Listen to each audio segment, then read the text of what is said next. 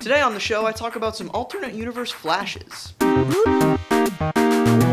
Hello and welcome to the show with issues. I'm Auram, and today I'm unveiling my new segment, which isn't really new. It's called Parallels, and in it I'll be basically talking about a couple alternate versions of a certain character. Think of it as a more specific version of what's on my mind. This week I'm tackling The Flash, since the first season of the Speedsters show ended yesterday. Quick disclaimer before I get started though, this segment is not going to be a weekly thing. I'm thinking maybe once a month, or just whenever I feel like it. Anyway, let's get started.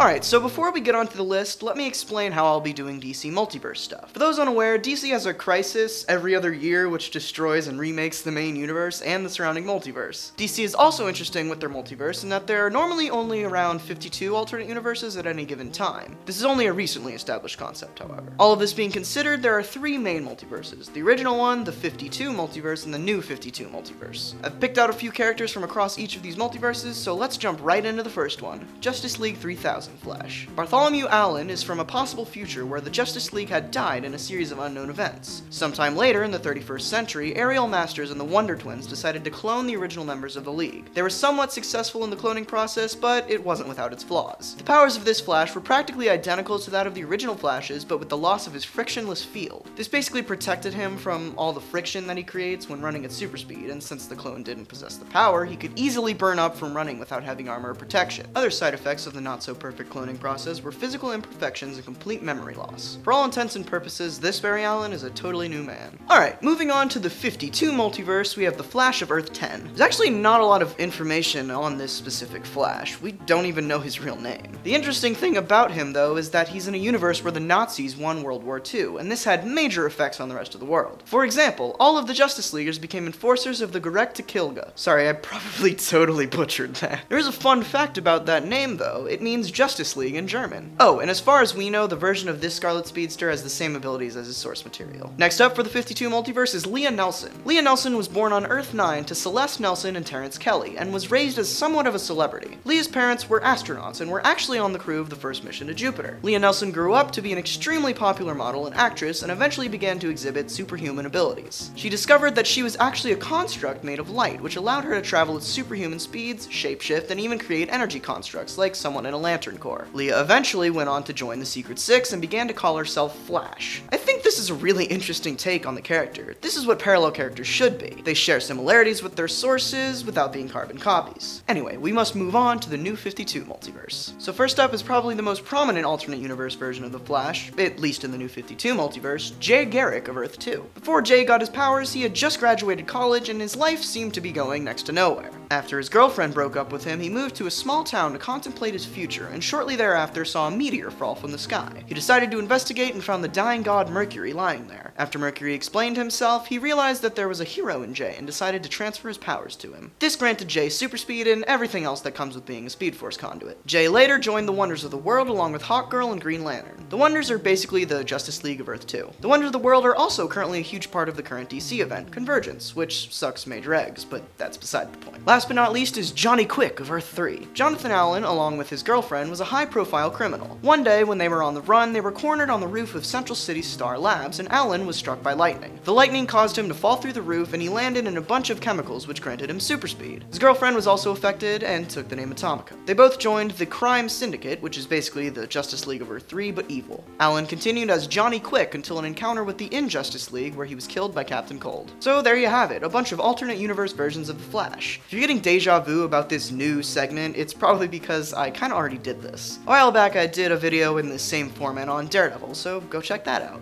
Once again, I'll probably be doing one of these Parallels segments once a month, so get excited for that.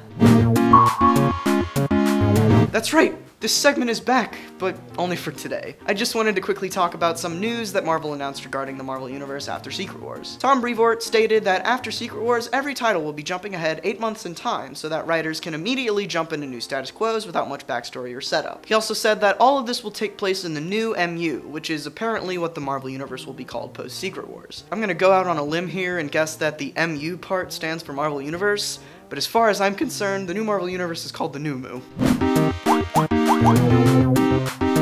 This week is very exciting. We've got a whole bunch of Secret Wars tie-ins coming out, and I'll be picking up a majority of them. I'll be getting 7 titles, including A-Force #1, Star Wars #5, and Loki Agent of Asgard #14. I am super pumped to see more of Battleworld unveiled. Anyway, here's the rest of my pull list with Marvel and DC stuff as always.